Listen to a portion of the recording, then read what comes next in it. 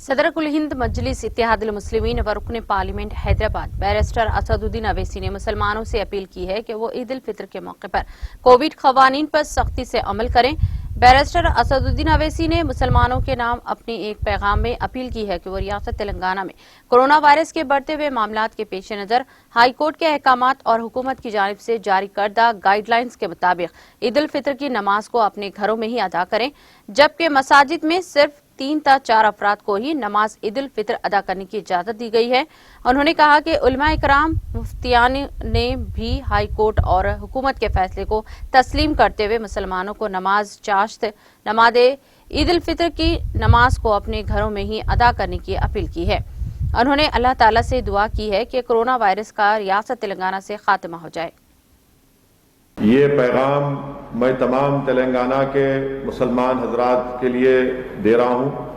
ہم نے ابھی ویبینار کیا جس میں مفتی اکرام، جس میں مولانا مفتی خلیل احمد صاحب، مولانا خالد سیف اللہ رحمانی صاحب، مفتی غیاث رشادی صاحب اور دیگر علماء اکرام تلنگانہ کے ضلع کے اس ویبینار میں شامل ہوئے۔ ہم تمام نے متفقہ یہ فیصلہ لیا ہے کہ حکومت کی طرف سے جو لاک ڈاؤن کا جیو جاری کیا گیا ہے، جس میں کہا گیا ہے کہ تمام مسجد کی اور دیگر مذہبی عبادت گاہیں بند رہیں گی، اور میری آپ سے گزارش ہے کہ عید کی نماز آپ اپنے گھر میں ادا کریے۔ مسجد میں صرف 2 یا 3 لوگ مسجد میں نماز ادا کریں گے، کیونکہ ہم مسجد کو ویران نہیں کر سکتے۔ اس ویبینار میں ہوم منسٹر صاحب کو بھی ہم نے کہہ دیا ہے، انہوں نے بھی کہا ہے، ڈی جی پی صاحب سے میں نے بات کی ہے، تو میری آپ تمام حضرات سے اپیل ہے کہ عید کی نماز ہم کو اپنے گھر میں پڑھنا ہے۔ ہمارے مقامی مسجد میں 3 سے 4 افراد جو مسجد کے خدمت گزار ہیں ادا کریں گے۔ کووڈ کا پورا لحاظ رکھیے، ماسک پہنیے، لاک ڈاؤن کے گائیڈ لائنز کو فالو کریے۔ یقیناً اس لاک ڈاؤن سے غریبوں پر بہت بڑا تکلیف بنے گی۔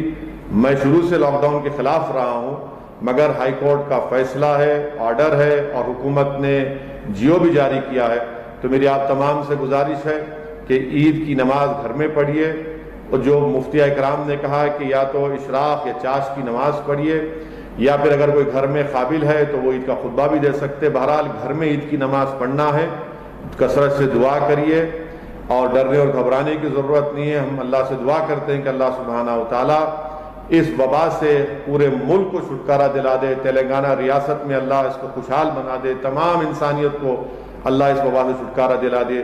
آپ تمام سے پھر سے گزارش کر رہا ہوں کہ عید کی نماز اپنے گھر میں پڑھیے۔ السلام علیکم ورحمۃ اللہ وبرکاتہ۔